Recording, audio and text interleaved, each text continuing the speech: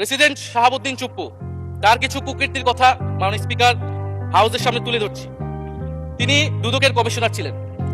তাকে দুদকের কমিশনারের করা হয়েছিল 3টি অ্যাসাইনমেন্ট দিয়ে। 1 নম্বর হচ্ছে খালেদা জিয়া এবং তারেক রহমানের বিরুদ্ধে দুর্নীতির অভিযোগের শাস্তি নিশ্চিত করা। 2 নম্বর পদ্মা সেতুর দুর্নীতির অভিযোগ থেকে আওয়ামী লীগকে ক্লিন চিট দেওয়া। 3 নম্বর ফখরুদ্দিন মঈনুদ্দিন সরকারের সময় শেখ হাসিনা সহ আওয়ামী লীগ নেতাদের বিরুদ্ধে হওয়া দুর্নীতির মামলাগুলোকে বাতিল করে দেওয়া। এমন একজন ব্যক্তিকে বিএনপি সরকার রাষ্ট্রপতি হিসেবে এখনো মেনে নিচ্ছে মাননীয় স্পিকার। এই রাষ্ট্রপতি চুপ্পু এস আলমের হাতে ইসলামী ব্যাংকে তুলে দেওয়ার কারিগর 2 কোটি আমানতকারীকে পথে বসিয়েছেন এবং জুলাই গণহত্যার সময় তার ভূমিকা, ফ্যাসিবাদের সাথে তার সংশ্লিষ্টতা সবকিছু আমরা জানি। আমাদের দুর্ভাগ্য, এই দুর্নীতিবাজ, অপদার্থ, মিথ্যুক, গণহত্যার দোষর এখনো বাংলাদেশের রাষ্ট্রপতি। একটা আলোচনা কয়েকবার এসেছে যে রাষ্ট্রপতির অধীনে কেন শপথ নিয়েছি আমরা বলতে এখানে ব্যক্তিগতভাবে আমার কথাই বলেছে, কারণ আমি এখানে শপথ নিয়েছিলাম। আমরা বলেছিলাম জাতীয় সরকার করতে হবে, সেই জাতীয় সরকারের প্রস্তাব বিএনপি নাকচ করে দিয়েছে।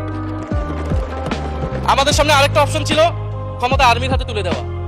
যদি আমরা সেই দিকে আগাতাম আজকে তারা এখানে বসতে পারতেন কিনা মাননীয় স্পিকার সেটা সন্দেহ আছে। দেশের স্বার্থে, দেশের স্থিতিশীলার স্বার্থে আমরা সেই সময় সরকারে গিয়েছিলাম, আমরা শপথ নিয়েছিলাম। কিন্তু বৈষম্যবিরোধী ছাত্র আন্দোলন খুব স্পষ্টভাবে 2024 সালে কিন্তু এই রাষ্ট্রপতির অপসারণ চেয়েছিল। সেই সময় সাংবিধানিক ধারাবাহিকতার কথা বলে রাষ্ট্রপতির পক্ষে অবস্থান নিয়েছিল বিএনপি। ফলে এখন তো একটা নির্বাচিত সরকার মাননীয় স্পিকার, এখন তো চাইলেই বিএনপি রাষ্ট্রপতি পরিবর্তন করতে পারে সরকার, এবং আমরা বিশ্বাস করি বিএনপিতে সেই ধরনের যোগ্য আস্থাভাজন ব্যক্তি নিশ্চয়ই রয়েছে।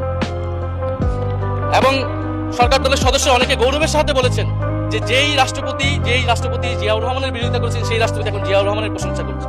মাননীয় স্পিকার, গাধাকে দিয়ে আপনি হাল চাষ করিয়ে এটার মধ্যে কোনো বাহাদুরি নাই।